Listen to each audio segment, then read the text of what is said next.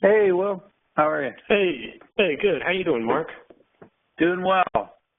I was just looking at the notes here, and you had already made $10,000 of your $7,500 goal the last time we met for August. How'd you finish up? Finished at, I'll just go ahead and share. So finished up at 22,000. 22,500. Yeah, I did another 12,000 after we met. I think I closed. Well, I put together a different little snapshot just because I want to make sure that we kept things productive and easy for you to see. That was the most amount of money you ever had at work? Very briefly, I did. Typically, I was in the $75,000 to $80,000 range. Once I got right up, I had a couple of adjustments when I adjusted this calendar and this all put. I got up to like just over 100, like 105 around. Yeah, but usually I was around 75 to 80. They just these are the trades since our last mentoring session, and these are the ones that were already opened that I closed. Yeah, it looks good. And you can see the starting days, how many days I was in the trade, and of course the numbers I was counting. I don't count this like the long all put flat fly or I've named it for myself the IRA all put just to keep it separate from a regular like 38-day all put. So I don't count that profit, that 2,600 doesn't count in the 22,000, the 22,500, because that's not my active trading account. That's like the separate IRA thing. So these asymmetric flies, those are at the money iron butterflies? Correct. Yeah, which is where most everything is. So you did those two things in a calendar, and that was that, right? Didn't do anything else, right? The only other thing, I had this one all put that I'd already had on that I'd adjusted.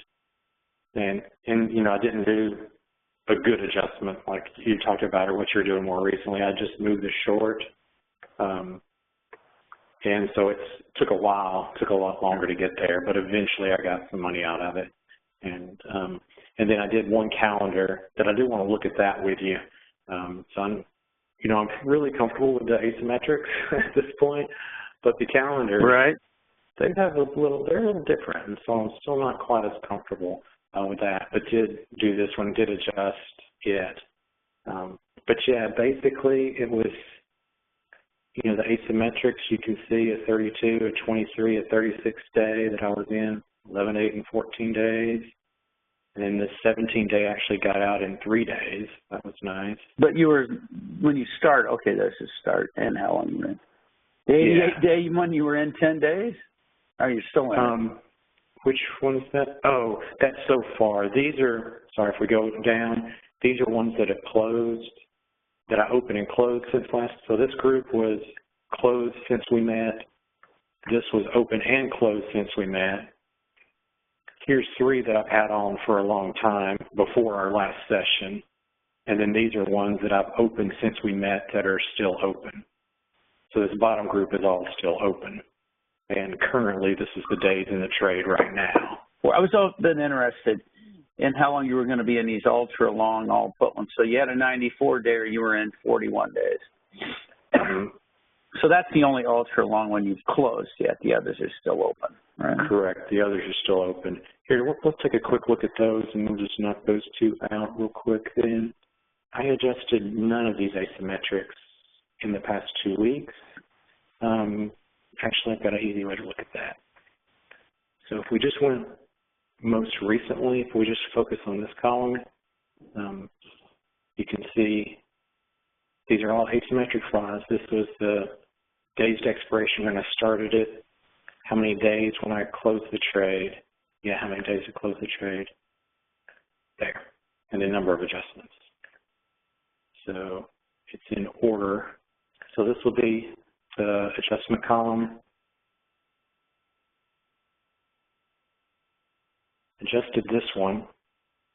This was, I started this on 8/3, and then before that it was 6/10, June 10th, and June 6th. Yeah, so back in May, June did adjust some, but recently, nothing. I guess one since June 10th. Wow. And, you know, that's the whole purpose, you know, of saying, hey, we try to get more. Even our goal's not over 7,500. Sure, we try to get more because you'll have months where you lose money. And then, you know, those months where you made 7,500, you'll go, oh, wow, great. Glad I did that there, you know. Yeah. Because, you know, the weekly's been nice since July for me.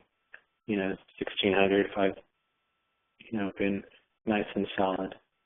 And then, as you look at the monthly, so yeah, 35 since we started, 22 of that just this month, and that's just on the active trading portion. But yeah, so it was like 3 times the profit, you know, 30%, you know, of the active amount, yeah, so 7,500 times 3, yeah, so I was shooting for 7,500, ended up 3 times my profit goals. So. Right, so that'll make up for a month when you know, lose. What if you lost a team? It'd be 10, but you'd have made up for more than that. So you still got meat left on the bone. That's what we're after. Gotcha. Yeah, like the month of Brexit, where 22% that month, right? So. But I think let's see what happens. Like I said, with September coming volatility, probably have a little better idea if there's any weaknesses in your game plan. You know what the hardest thing is to do now is not get too big too fast, or not just throw on more of those spec trades. Oh, you know, I'm a genius, I'll throw on more of those. You know, that's how you get burned. So don't do that. Gotcha. And let's step up to see. We had a SEP goal of 7,500. Let's go ahead and make our SEP goal. So you can use up to 100. So let's just make it 10, and you can go a little over 100 if you want. We'll have the SEP goal be 10 grand. Yeah, that's funny. I just made 22, but let's see what happens in September.